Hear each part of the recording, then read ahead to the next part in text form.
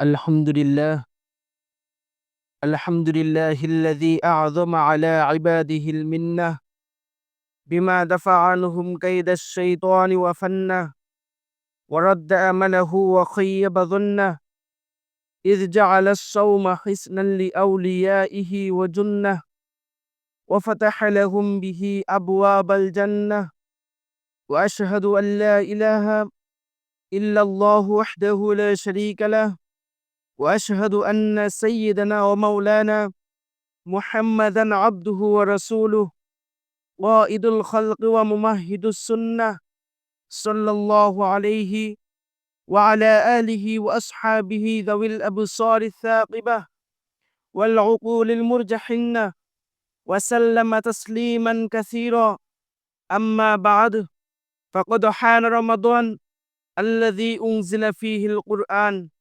هدى للناس وبينات من الهدى والفرقان، فاستقبلوه بالشرق والهيمان وأصغوا إلى ما روى فيه سلمان. قال خطبنا رسول الله صلى الله عليه وسلم في آخر يوم من شعبان، قال يا أيها الناس قد أظلكم شهر عظيم، شهر مبارك فيه ليلة خير من 1000 شهر، جعل الله صيامه فلا تطوع، فمن تطوع فيه خيرا فحظه من ذلك، فمن أدى فريضة فيما سواه، ومن أدى فريضة فيه كان كمن أدى 70 فريضة فيما سواه، وهو شهر الصبر، والصبر ثوابه الجنة، وهو شهر المواساة،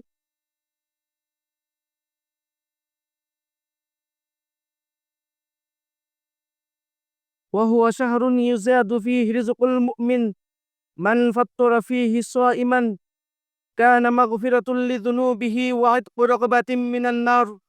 وكان له مثل أجره من غير أن ينتقص من أجره من شيء. قلنا يا رسول الله ليس لكنا فجد ما نفطر به الصائم، فقال رسول الله صلى الله عليه وسلم يعطي الله هذا الثواب من فطر صائما على مذقة لبن أو تمرة أو شربة من ماء، ومن أشبع صائما سقاه الله من حوضي شربة لا يظمأ حتى يدخل الجنة، وهو شهر أوله رحمة وأوسطه مغفرة وآخره عتق من النار، من خفف عن مملوكه فيه غفر الله له وأعتقه من النار. أعوذ بالله من الشيطان الرجيم. يا أيها الذين آمنوا كتب عليكم الصيام كما كتب على الذين من قبلكم لعلكم تتقون.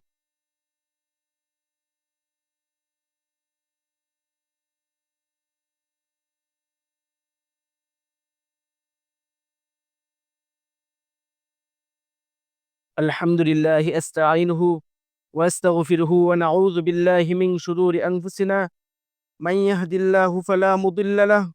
ومن يضلل فلا هادي له، وأشهد أن لا إله إلا الله وحده لا شريك له، وأشهد أن محمدا عبده ورسوله أرسله بالحق بشيرا ونذيرا بين يدي الساعة، من يطع الله ورسوله فقد رشد، ومن يعصهما فإنه لا يضر إلا نفسه ولا يضر الله شيئا. أعوذ بالله من الشيطان الرجيم. إن الله وملائكته يصلون على النبي يا أيها الذين آمنوا صلوا عليه وسلموا تسليما. اللهم صل على محمد عبدك ورسولك،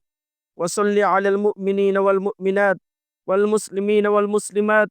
وبارك على محمد وأزواجه وذريته. قال النبي صلى الله عليه وسلم أرحم أمتي بأمتي أبو بكر، وأشدهم في أمر الله عمر، وأصدقهم حياء عثمان، وأقضاهم علي، وفاطمة سيدة نساء أهل الجنة، والحسين والحسين سيدا شباب أهل الجنة، وحمزة أسد الله وأسد رسوله. اللهم اغفر للعباس وولده مغفرة ظاهرة وباطنة لا تغادر ذنبا. الله الله في أصحابي لا تتخذوهم غرضا من بعدي، فمن أحبهم فبحبي أحبهم، ومن أبغضهم فببغضي أبغضهم وخير أمتي قرني ثم الذين يلونهم ثم الذين يلونهم وسلطان ذل الله في الأرض من أهان سلطان الله في الأرض أهانه الله إن الله يأمر بالعدل والإحسان وإيتاء ذي القربى وينهى عن الفحشاء والمنكر والبغي يعظكم لعلكم تذكرون فاذكروني أذكركم واشكروا لي ولا تكفرون